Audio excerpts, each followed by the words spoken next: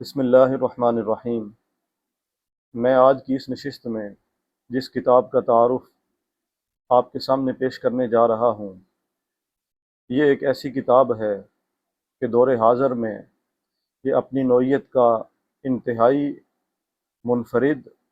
اور انتہائی اہمیت والا کام ہمارے سامنے آج موجود ہے، اور یہ کام بیک وقت علماء، طلباء بلکہ عوام کے لیے بھی انتہائی مفید ہے۔ اس کتاب کا نام تجرید صحاح ستہ ہے، اور یہ کتاب آج سے تقریباً 3-4 سال قبل کنز الایمان پبلیکیشنز لاہور کی طرف سے اس کتاب کو شائع کیا گیا، اور اس کتاب کی تصنیف، تالیف اور اس کتاب کی ترتیب اور اس کتاب کے ترجمہ کرنے میں اور تلخیص کرنے میں محققین اور علماء کی پوری ایک جماعت نے حصہ لیا، جس میں مفتی محمد کریم خان صاحب، مفتی بلال طارق صاحب، مفتی عبدالستار صاحب اور محمد نعیم طاہر رضوی صاحب جو ڈائریکٹر کنز الایمان پبلیکیشنز لاہور ہیں، دیگر بھی کئی مقتدر علماء کرام، اسلامی اسکالرز نے اس کتاب کی تصنیف، ترتیب، تنظیم اور مشاورت میں حصہ لیا، اور یہ انتہائی منفرد نوعیت کا جو کام ہے، اس کا منصوبہ محمد رضوان قادری صاحب نے کنز الایمان پبلیکیشن لاہور کے سربراہ کی خدمت میں پیش کیا کہ اگر موجودہ دور میں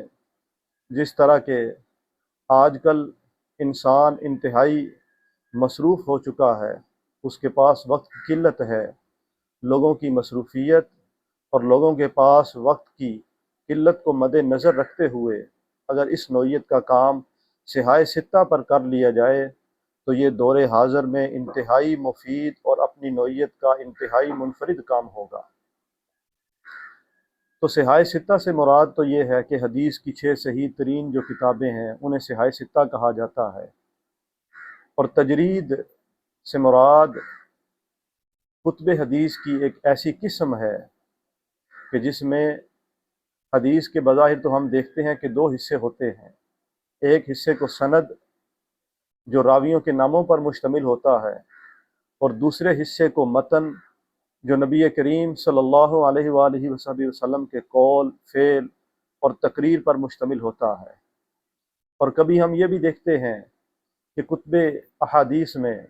مصنف کی طرف سے تعلیقات، مصنف کی طرف سے حدیث کے آخر میں جو فقہی مسائل ہوتے ہیں وہ بھی درج کر دیے جاتے ہیں۔ اور پھر ہم یہ بھی دیکھتے ہیں کہ کتب احادیث میں مثلاً صحاح ستہ میں ہی ایک ایک حدیث کو کئی بار ذکر کیا گیا،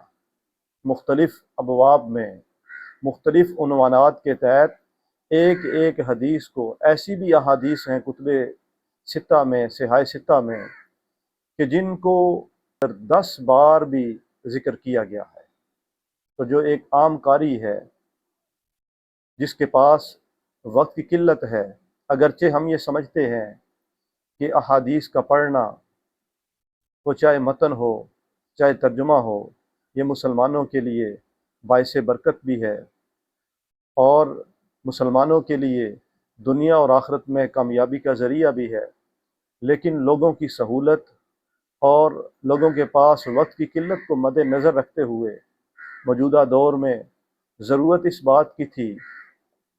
کہ صحاح ستہ میں سے وہ احادیث جو مکرر ہیں،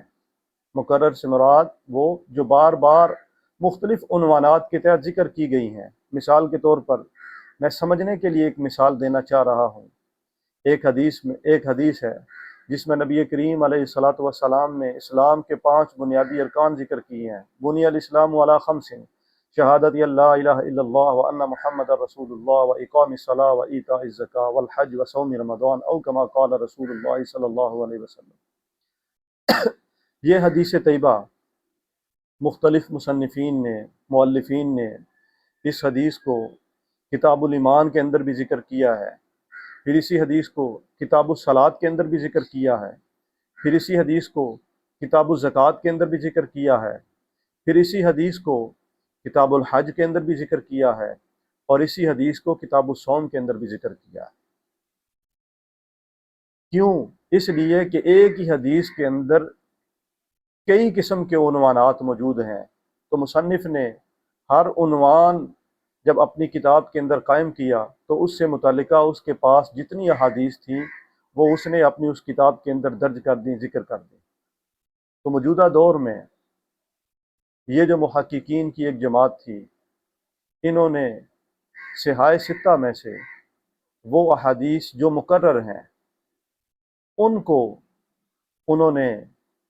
الگ کیا، اور صرف وہ احادیث ہمارے سامنے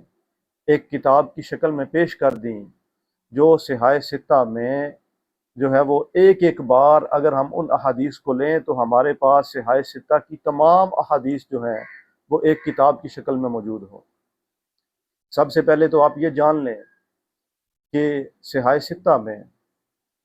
جو موجودہ احادیث کی تعداد ہے وہ 34,471 ہے۔ اگر اس میں مقرر احادیث بھی شامل کی جائیں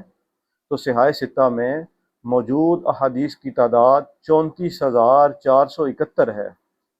اور اگر ان میں سے مقرر احادیث نکال لی جائیں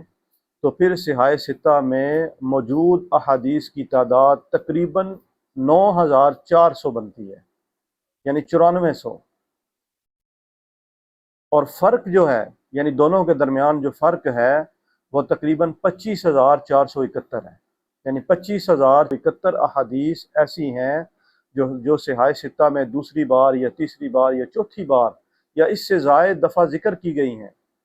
تو مقرر احادیث کو اگر نکال لیا جائے تو صحاح ستہ میں موجود احادیث کی تعداد کل تقریباً 9400 بنتی ہے، اور یہی 9400 احادیث پر مشتمل کتاب آج ہمارے پاس تجرید صحاح ستہ کی شکل میں موجود ہے۔ عربی زبان میں بھی اسی نوعیت کے چند کام آج ہمارے سامنے موجود ہیں، مثلا تجرید الصحاح کے نام سے ایک کتاب موجود ہے، لیکن اسی طرح یہ جامع الاصول فی احادیث الرسول کے نام سے بھی موجود ہے، تجرید الصحیح بخاری یہ بھی ہمارے پاس موجود ہے،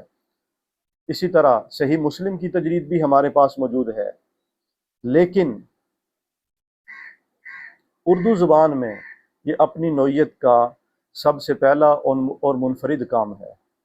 عربی زبان میں بھی جو صحاح ستہ کی تجرید ہمارے پاس موجود ہے اس میں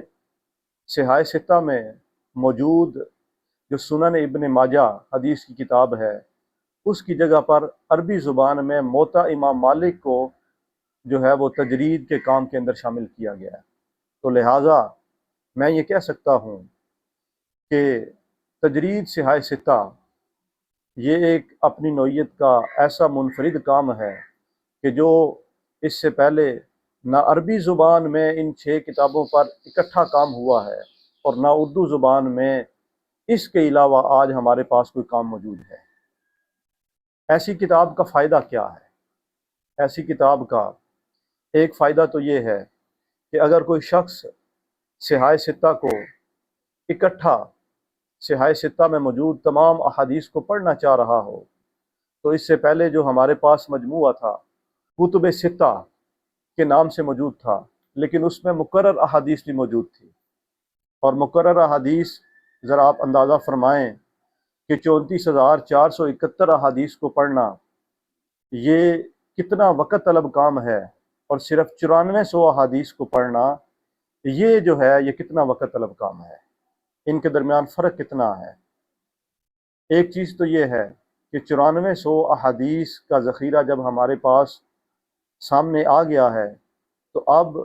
صحاح ستہ کا مطالعہ کرنا ہمارے لیے انتہائی آسان ہو گیا ہے۔ دوسری چیز یہ ہے کہ دینی مدارس میں جو دورہ حدیث شریف کی کلاس میں پڑھنے والے طلباء ہوتے ہیں اکثر ان کی خواہش یہ ہوتی ہے کہ صحاح ستہ کا مکمل مطالعہ کر لیا جائے، لیکن وقت کی قلت کے باعث وہ صحاح ستہ کا مکمل مطالعہ نہیں کر پاتے۔ کبھی ایسے ہوتا ہے کہ وہ صحاح ستہ میں سے 1-2 ہی کتب احادیث کا صحیح مطالعہ کر سکتے ہیں، اور کبھی ایسے ہوتا ہے کہ وہ 4 یا 5 احادیث کی کتب کا مطالعہ کر سکتے ہیں، مکمل 6 کتب حدیث کا وہ مطالعہ نہیں کر پاتے، کیونکہ وقت کی قلت ہوتی ہے، مخصوص ایک دورانیہ ہوتا ہے جس میں اپنے اس تعلیمی سال کو مکمل کرنا ہوتا ہے۔ تو لہٰذا جب ہمارے پاس آج کے دور میں تجرید صحاح ستہ کی شکل میں